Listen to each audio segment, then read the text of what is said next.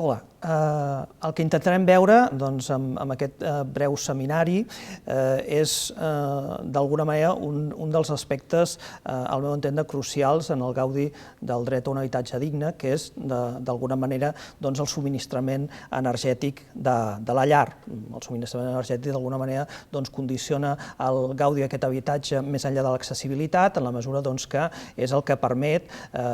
tenir una temperatura de confort adequada, el que permet cuinar, el que permet fer funcionar els diversos electrodomèstics de la casa, etc. Des d'aquest punt de vista, per tant, el subministrament energètic de l'habitatge és un aspecte crucial en la seva funcionalitat com a llar, com a casa. La qüestió de l'energia en la llar és una qüestió d'alguna manera candent. De fet, en els darrers mesos hi ha hagut un augment considerable de les despeses energètiques a les llars pel funcionament del mercat elèctric i, per tant, el que intentarem és examinar una evolució d'aquesta situació a mitjà termini en el context d'un debat energètic global que enllaça amb els aspectes més importants de la gestió o, d'alguna manera, l'adaptació al procés de canvi planetari que estem vivint i en el qual el debat energètic és fonamental. La idea serà, per tant, situar la qüestió energètica en el context actual i, a partir d'aquí, enllaçar aquest debat energètic global amb eventuals solucions des del punt de vista del subministrament energètic més o menys segur i econòmic en les llars a través d'un instrument, una eina que va desenvolupant-se en temps recents, que són les comunitats energètiques. La meva exposició la dividiré fonamentalment en tres parts, una en relació a les qüestions relatives al debat energètic global relacionades amb la transformació planetària. En un segon moment m'ocuparé de manera breu de l'impacte del subministrament energètic en les llars i particularment de la idea de pobresa energètica i a partir d'aquí passaré a examinar la virtualitat de les comunitats energètiques en el context del que s'anomena la transició energètica. Una transició energètica que d'alguna manera hauria de respondre als reptes que es plantegen en aquest àmbit, tant des del punt de vista de la disponibilitat de fonts energètiques en el futur, a curt, mitjà i llarg termini, i d'altra banda en relació amb l'accessibilitat a l'energia per part de les diverses persones en els diversos llocs del món. Per tant, en relació amb el que s'anomena la pobresa energètica, en relació també amb el que s'anomena la justícia energètica. L'any 1928, Aldous Huxley publica una novel·la que alguns consideren una de les seves millors obres, que s'anomena Contrapunt, en la qual fa un repàs a aquell món exuberant del Bloomsbury dels anys 20, i dos personatges secundaris d'aquesta novel·la, Lord Tantamount i el seu ajudant Ilitch, tenen en un moment, ells es dediquen a aquestes investigacions biològiques amateurs tan pròpies d'un gentleman victorià anglès, en un moment determinat tenen una conversa en la qual fan la hipòtesi d'uns eventuals astrònoms lunars que estessin observant el planeta Terra i que veurien els moviments de l'economia global, el transport del nitrat de Xile fins als camps europeus per permetre una agricultura intensiva, l'exportació de petroli des de Mèxic, de fosfats des de Tunis, etc. I en un moment determinat, l'ajudant de Lord Tantamount, Ilitch, diu que aquests astrònoms lunars acabarien pensant que aquests éssers, els éssers humans, tenen un tropisme, una característica remarcable, que és la seva, inclinació cap a les carronyes fossilitzades. Aquestes carronyes fossilitzades són, efectivament, els combustibles fòssils i hi ha un període històricament previ al que després s'anomena la gran acceleració, doncs es veu la dependència de l'economia global d'aquestes carronyes fossilitzades, d'aquests combustibles fòssils, bàsicament el carbó, el petroli i el gas natural. I és que realment el nostre progrés social i econòmic al llarg dels 2 últims segles ha vingut donat essencialment per la disponibilitat d'una font d'energia d'alta qualitat i molt barata, que són els combustibles fòssils, en primer lloc el carbó, en segon lloc el petroli i el gas natural, que han proporcionat aquesta capacitat als éssers humans de transformar el seu entorn i de proporcionar tota una sèrie de béns i de serveis que eren inimaginables sense aquest, diguem-ne, subministrament d'energia massiu i d'alta qualitat. Bàsicament, bona part de les coses que podem fer, entre altres, gravar aquesta videoconferència, gravar aquest seminari, depèn bàsicament de l'existència d'una energia barata d'alta qualitat. El que passa que els combustibles fòssils, per la seva pròpia naturalesa, tenen, d'alguna manera, algunes implicacions des del punt de vista social que són òbvies i que es van, d'alguna manera, fent més evidents amb el transcurs del temps. Per la seva pròpia naturalesa, els combustibles fòssils estan concentrats, per tant, són una font d'energia, diguem-ne, que no distribuïda de manera equitativa, tenen canals de distribució llargs i, per tant, d'alguna manera afavoreixen el procés d'acumulació. En aquest sentit, no és estrany que el capitalisme industrial primer, el capitalisme financer en segon lloc, depenguin d'aquesta disponibilitat de fonts d'energia d'alta qualitat a un preu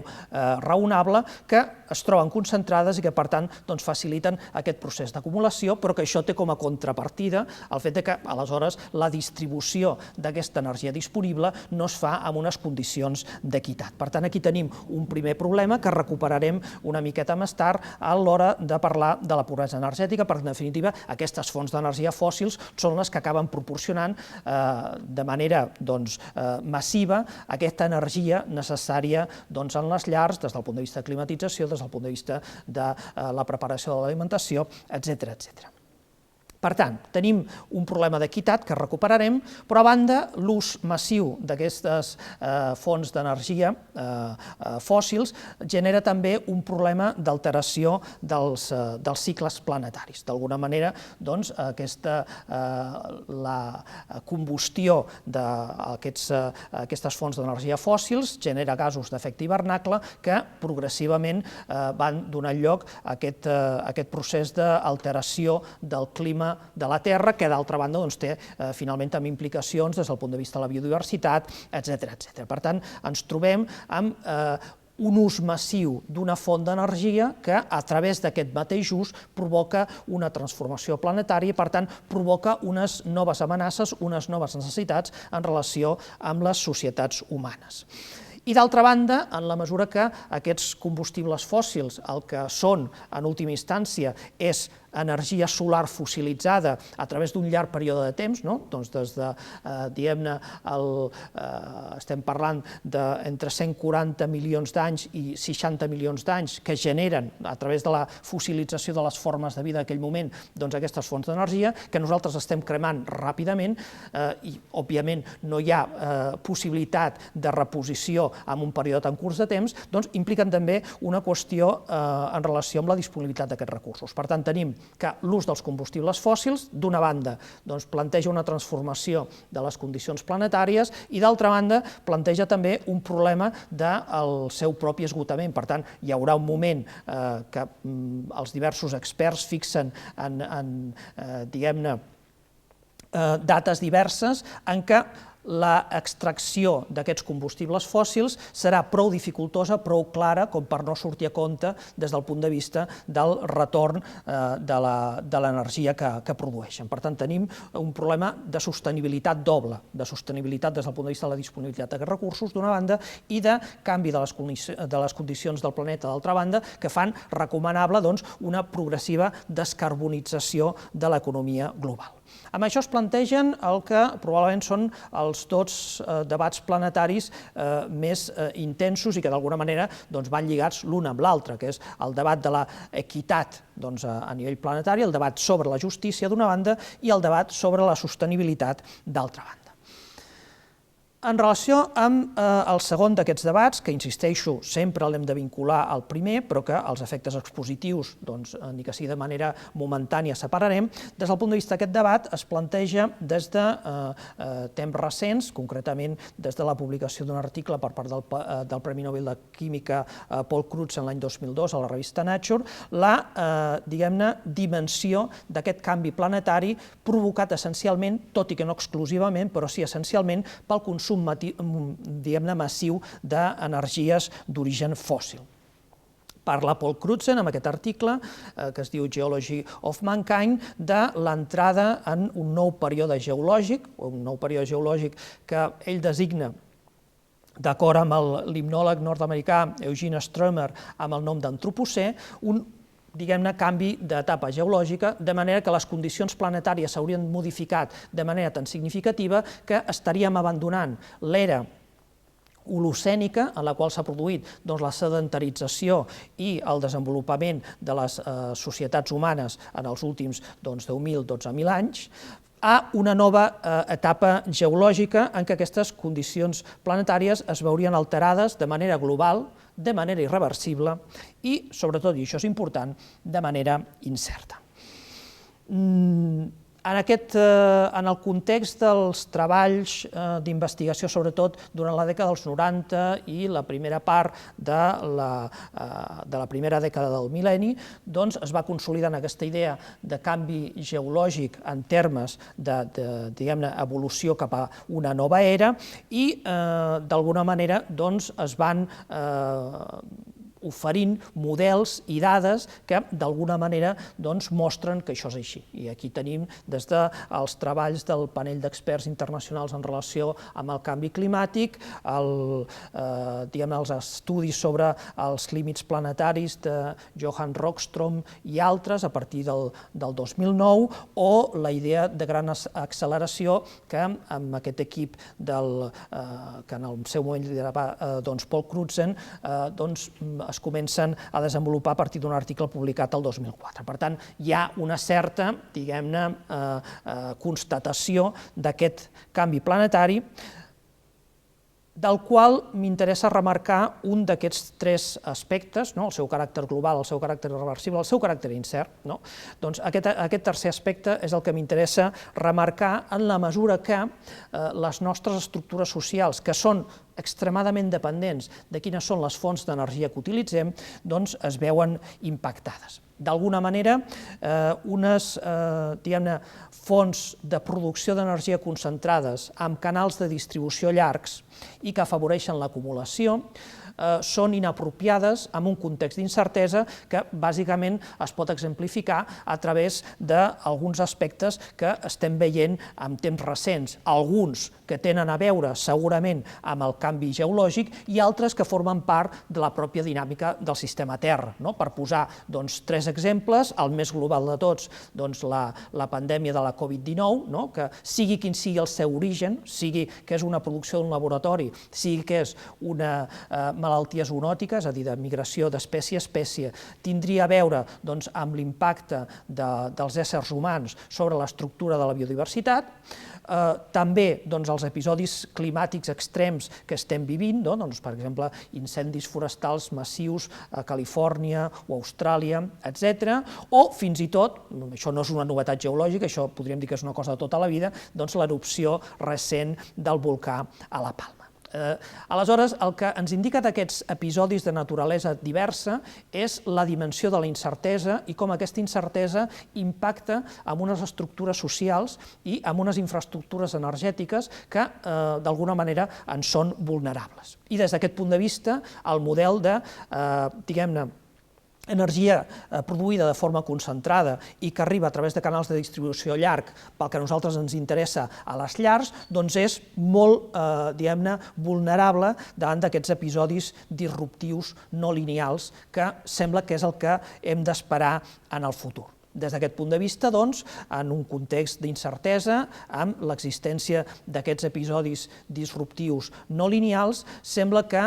d'un model d'energia concentrada hauríem d'anar transitant cap a un model d'energia distribuïda en canals de distribució curts i, per tant, diguem-ne, en lloc d'una idea d'acumulació, com és la pròpia del que podríem anomenar el capitalisme fòssil, doncs una idea més aviat de creixement en relació amb el nostre consum energètic, perquè probablement ni tan sols amb els esforços d'eficiència més grans que podem fer tindrem a l'abast una energia d'alta qualitat tan barata i tan accessible com la que ens ha representat durant un llarg període d'història de la humanitat, o no tan llarg si un vol, la disponibilitat d'aquests combustibles fòssils. D'altra banda, com deia abans, tenim un problema en relació amb la distribució. La pròpia concentració de l'energia i els canals de distribució llargs impliquen, d'alguna manera, el fet que hi ha tendències monopòliques o oligopòliques en el funcionament de la distribució de l'energia. I això, en última instància, acaba impactant sobre les llars més modestes en termes de pobresa energètica. La pobresa energètica és un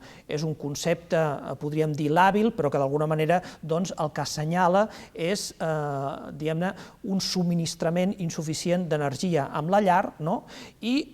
cal dir que aquesta pobresa energètica ha estat incorporada primer en el dret de la Unió Europea a través de la directiva 2009/72 i recentment en el dret espanyol a través del Reial Decret Llei 15/2018, amb la idea que les polítiques energètiques, entre altres coses, i d'acord amb un objectiu fonamental de garantir el subministrament, han d'afrontar les circumstàncies associades a la pobresa energètica. Per tant, tenim el nostre terreny de joc en el que es planteja com escalfem o com refresquem en un context, a més, d'escalfament global, en què segurament la necessitat de condicionament de fred pot ser que sigui superior en el futur a la que ha estat de calor en el passat, doncs com afrontem aquestes necessitats de les llars presents i sobretot futures, a curt i mitjà termini, en un context de descarbonització de l'economia, és a dir, una necessitat tant pel que fa a la pròpia disponibilitat d'aquestes fonts d'energia fòssil com pel que fa als efectes negatius que tenen i, d'altra banda, en relació a afrontar els dèficits de distribució des del punt de vista de l'equitat que, en última instància, es concreten amb la pobresa energètica.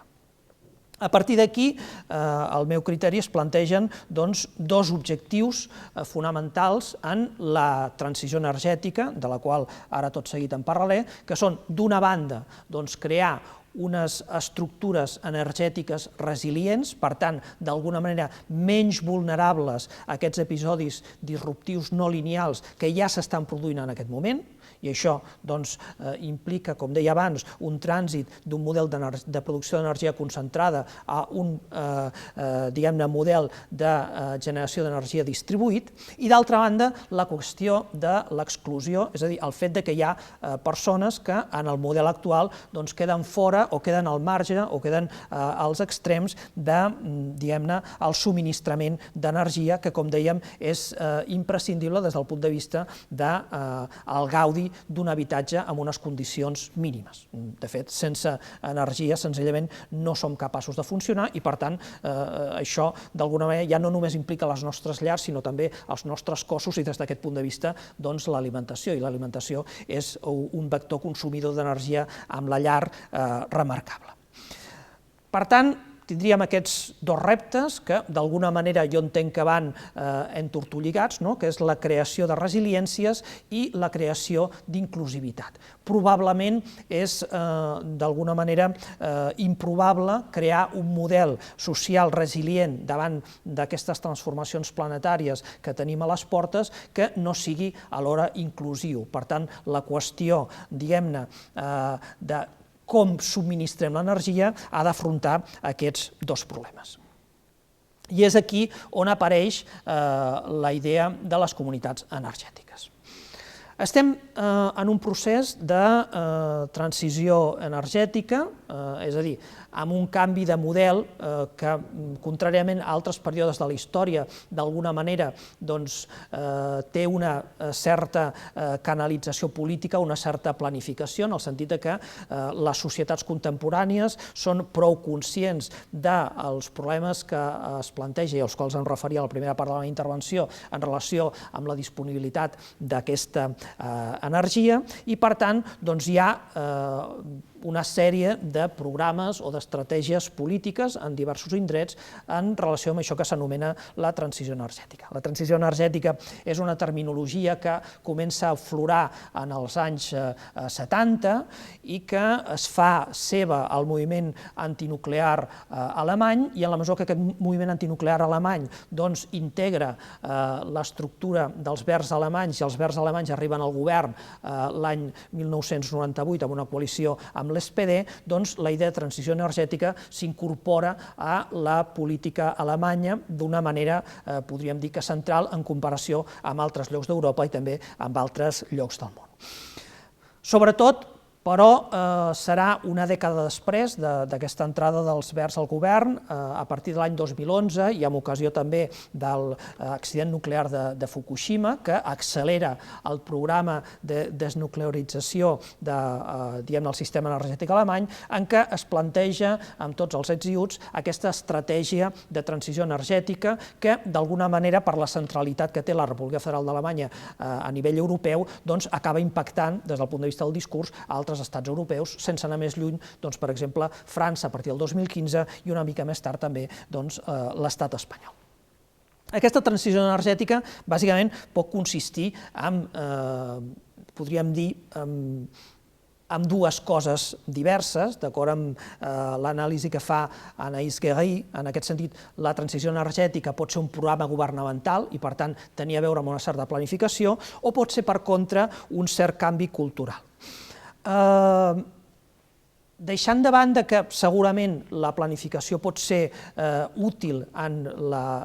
podríem dir, l'impuls d'aquest canvi cultural, segurament aquest canvi cultural és molt més important que la pròpia planificació si estem parlant d'un món incert en què aquests episodis disruptius no lineals poden produir-se. I des d'aquest punt de vista, d'allò del que es tracta no és tant de dissenyar un programa acabat amb totes les eines d'alguna manera perfilades per afrontar aquesta transició energètica que ens permeti un model energètic que sigui alhora resilient i inclusiu, i probablement aquesta tasca de programació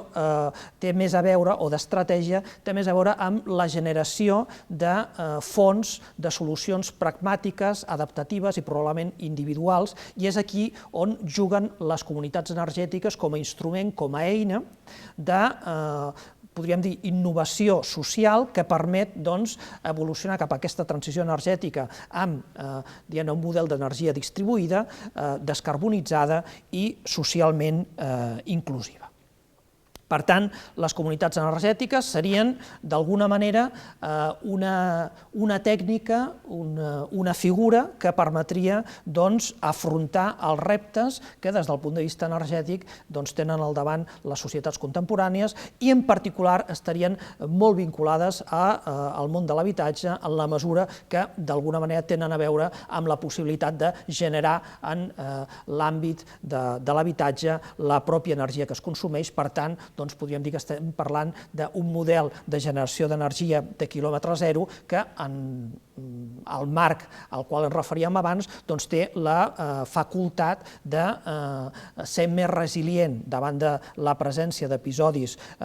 no linears de caràcter disruptiu, des del punt de vista climàtic, per exemple, i d'altra banda té també, diguem-ne, la possibilitat de ser un model energètic més inclusiu per la seva pròpia proximitat. Per tant, les comunitats energètiques essencialment jugarien un doble paper en el sentit d'impulsar aquesta transició energètica i, per tant, una descarbonització de la societat en el marc d'aquesta transformació planetària d'una banda i de la disponibilitat cada vegada menor d'aquests combustibles fòssils, serien també una eina per respondre als desafiaments que planteja la pobresa energètica i tot això ho farien en el context de la seva capacitat de generar innovació en la mesura que són estructures descentralitzades que responen a problemes concrets, que busquen solucions pragmàtiques i que des d'aquest punt de vista tenen una capacitat creativa que els grans programes nacionals segurament no tenen a l'abast. De fet, aquesta capacitat d'innovació és així no només des del punt de vista social o fins i tot tecnològic, sinó que ho és fins i tot des del punt de vista jurídic, en la mesura que les comunitats energètiques que d'alguna manera es van desenvolupant sense anar més lluny en diversos indrets d'Europa, tenen formes jurídiques molt diverses, des de consorcis a cooperatives, a empreses amb participació pública, etc., que mostren fins a quin punt els desafiaments que planteja el subministrament energètic, sobretot el subministrament energètic a les llars en el moment present, obliguen a generar innovacions no només tecnològiques, insisteixo, sinó també des del punt de vista social i jurídic. I des d'aquest punt de vista, al meu entendre, són instruments, canals, que ens permeten anar construint una societat, com deia abans, més resilient i més inclusiva en relació amb els reptes dels quals jo crec que encara no som del tot conscients que representa la transformació planetària. A partir de la seva virtualitat, novament a Alemanya, però també en altres indrets d'Europa, per exemple Dinamarca, el cert és que les comunitats energètiques s'incorporen al dret de la Unió Europea, Directiva 2018/2001 i Directiva 2019/944, una en relació amb el model energètic europeu, l'altra específica en relació amb les energies renovables, que d'alguna manera plantegen un marc jurídic europeu a partir del qual s'haurà de desenvolupar aquesta idea de les comunitats energètiques i, per tant, en el mitjà termini, un model d'energia distribuïda. Prenent com a punt d'inspiració, perquè ha estat un model fins al moment d'èxit, el cas alemany, cal identificar, d'acord amb el que fan Romero Rubio i d'Andrés Pérez amb un estudi publicat l'any 2015, quins són els factors que afavoreixen l'articulació eficaç d'aquestes comunitats energètiques. En el cas d'Alemanya, aquests autors n'identifiquen bàsicament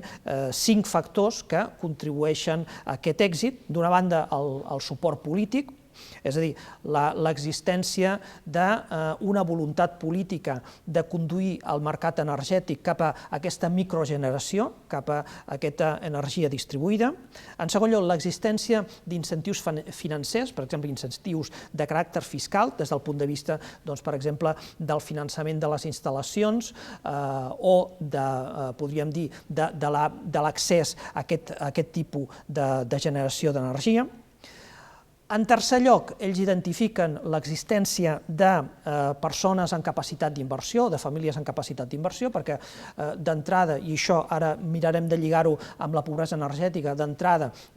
la implementació d'aquestes instal·lacions requereix una inversió financera, és a dir, té un cert cost. En quart lloc, la sensibilitat ambiental d'una determinada societat. Segurament no és el mateix els incentius socials que ofereix aquestes comunitats energètiques en un cas com Dinamarca que en un cas, per exemple, com el País Valencià. I, finalment, l'existència d'un activisme local que afavoreixi l'activació d'aquestes comunitats energètiques. Jo crec que a partir d'aquests 5 factors que aquests 2 autors identifiquen en el cas d'Alemanya, es poden establir fonamentalment quins són els elements de suport públic que poden estimular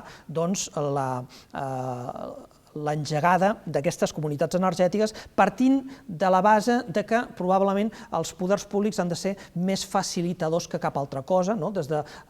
la idea a la qual m'he referit prèviament, que no es tracta tant de programar els detalls com d'impulsar estratègies d'innovació tecnològica i social. I aquest suport públic, al meu entendre, s'acaba reduint a dos elements fonamentals, que és la retirada de les barreres regulatòries. Aquest és un element, jo crec que crucial, per exemple, en el cas espanyol, en què, sobretot a partir de reformes del començament de la dècada passada de la legislació del sector elèctric, doncs d'alguna manera s'ha afavorit la concentració, encara més que abans, i la carbonització de l'economia, per tant, retirada de barreres regulatòries que permetin efectivament la generació amb unes condicions econòmiques d'energia en aquest nivell micro, i d'altra banda la posada a disposició dels projectes de suport tant financer com tècnic. El suport financer pot ser essencialment de dos tipus, és a dir,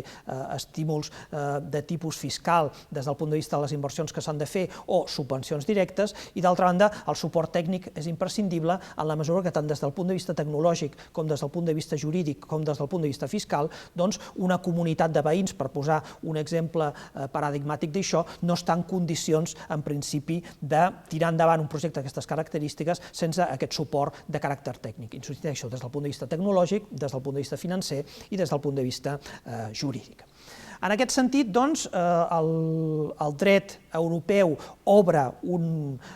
terreny de joc a partir de les experiències d'èxit, fonamentalment en estats com ara la República Federal d'Alemanya, i a partir d'aquí, i amb això vaig concloent la intervenció, doncs es tracta de veure una mica què és el que passa en el cas